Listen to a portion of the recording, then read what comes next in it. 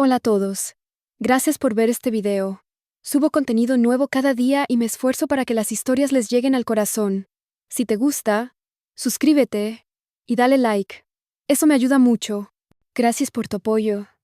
Vamos a empezar. Parte 1. El comienzo roto. El ruido de la cafetera llenaba el aire, mezclado con las voces alegres de la gente.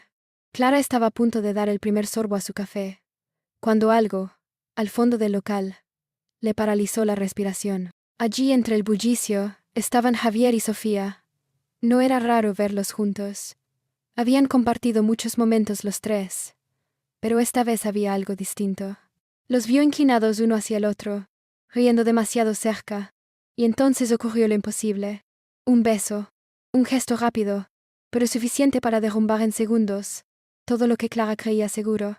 La taza se le resbaló de las manos. El golpe contra el suelo sonó más fuerte que cualquier conversación en la cafetería.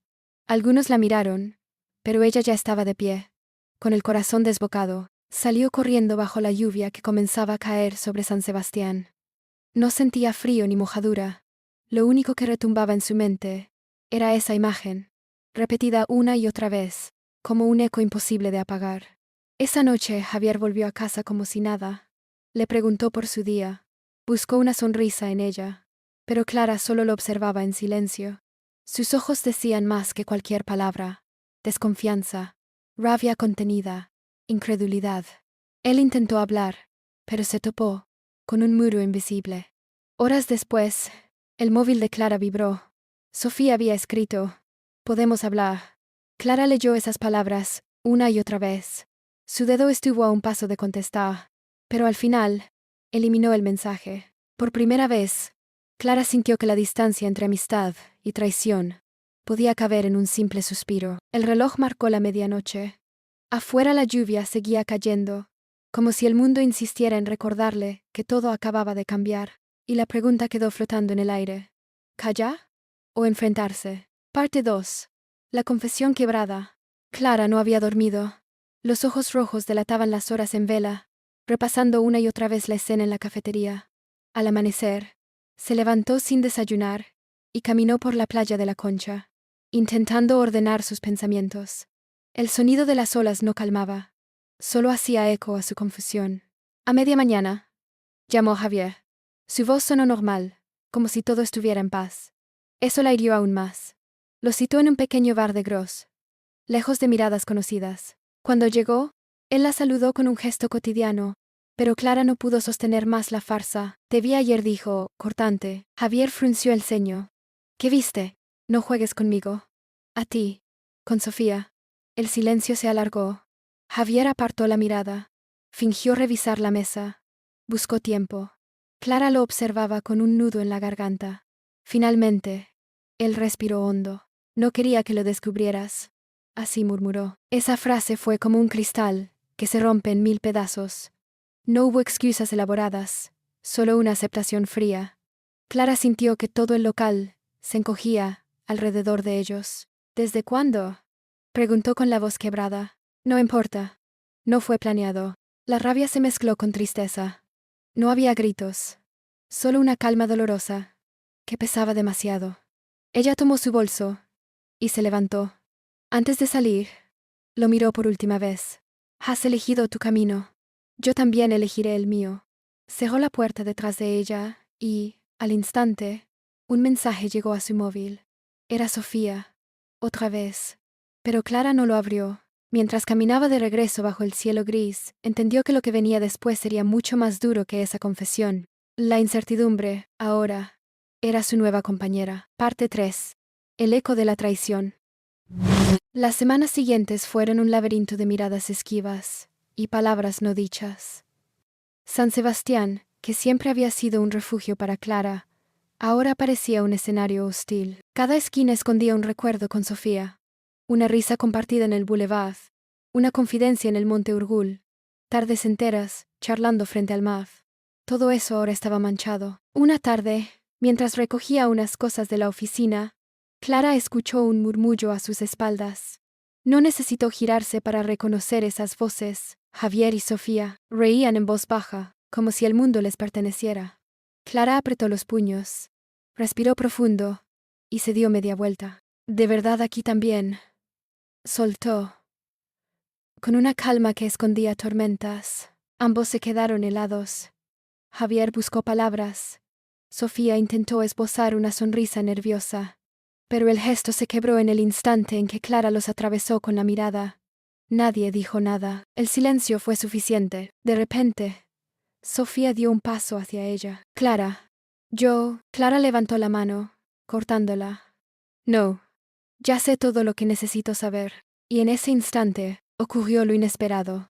Javier, en un movimiento torpe, intentó consolar a Sofía. Fue un gesto automático, pero se transformó en un nuevo beso. A centímetros de Clara, como si quisieran borrar cualquier duda, como si su dolor no importara. El aire se volvió insoportable. Clara sintió que la oficina entera giraba alrededor de ese momento.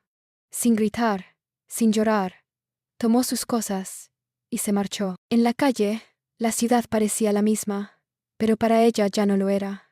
El murmullo de la gente, el olor a pan recién hecho de la panadería cercana, nada podía tapar esa imagen que volvía una y otra vez. Lo que Clara no sabía es que ese beso no sería el final de la historia, sino el principio de algo aún más desconcertante. Parte 4.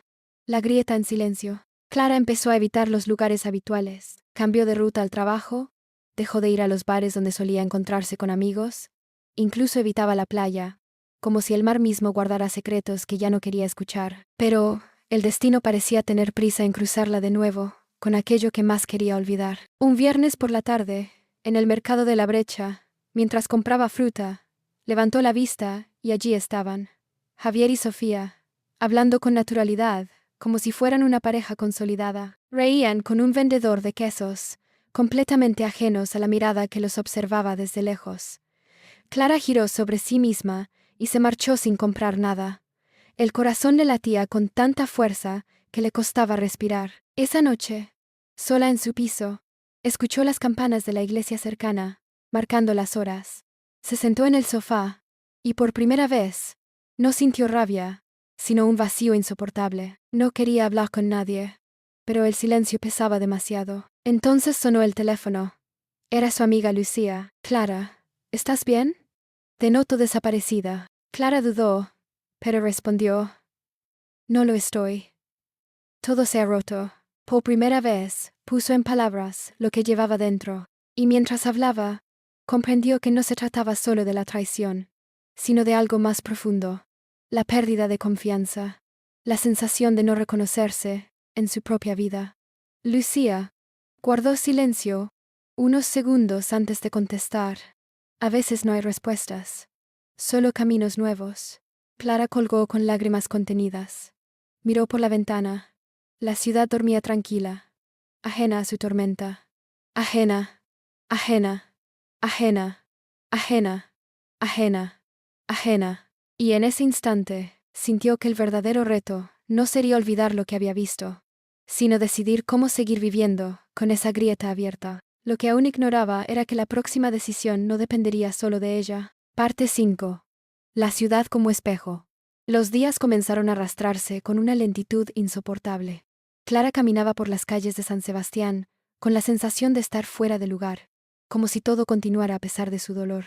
Los turistas llenaban la parte vieja, reían, hacían fotos, brindaban en las terrazas, y ella, en medio de aquel bullicio, se sentía como una sombra que nadie podía ver.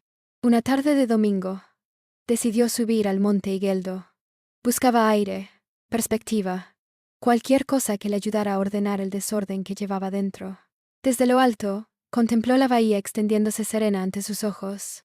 El paisaje era perfecto, pero su mente no podía dejar de girar, en círculos, alrededor de las mismas imágenes.